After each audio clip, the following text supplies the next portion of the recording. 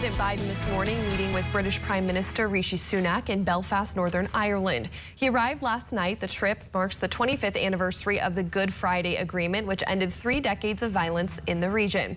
But protesters of this peace deal are turning to violence. 4 suspected pipe bombs were discovered in a cemetery, and a small group set fire to a police car on the anniversary of the Easter uprising ahead of the president's visit.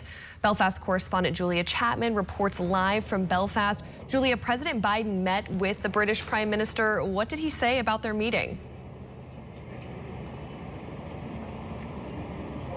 We haven't heard any details yet from the meeting between President Biden and British Prime Minister Rishi Sunak, apart from one report by a British journalist who was there for the photo call and heard President Biden say that he was in Belfast to listen. And that is what he is doing right now. He is meeting as we speak with the 5 members, leaders of the main political parties here in Northern Ireland, currently in a political deadlock. They have not been sitting in a functional government for over a year now, and there have been some calls for President Biden to put pressure on them to get back to the table. But there has also been some controversy this morning, the White House being forced to deny that President Biden is anti-British.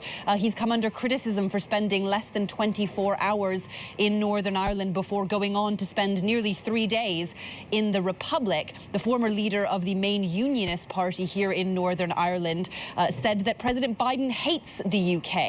That is something that the White House has denied, saying that he has consistently worked with all the different stakeholders here in Northern Ireland. And there has been criticism from some groups that his Irish Catholic background makes him biased, something that he has also denied. The President, as you mentioned, is going to meet with representatives from the main Northern Irish parties today. What do we expect out of that meeting?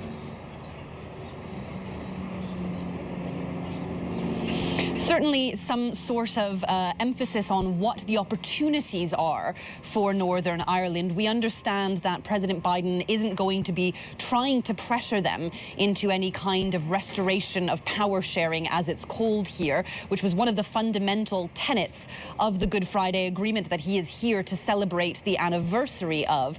But the discussion will be mostly focused on what kind of investment the United States can bring to Northern Ireland if the country is able to restore political stability. There's going to be a lot of talk about business cooperation between Northern Ireland and the US, which is the biggest investor in this region. That's all coming ahead of a major investment conference the UK is holding here later in the year. So it's very much going to be based on the carrot, offering an incentive to political leaders rather than any kind of stick reprimanding them for not being able to power share here in Northern Ireland. Julia Chapman reporting live from Northern Ireland, where the president is right now. Thank you so much.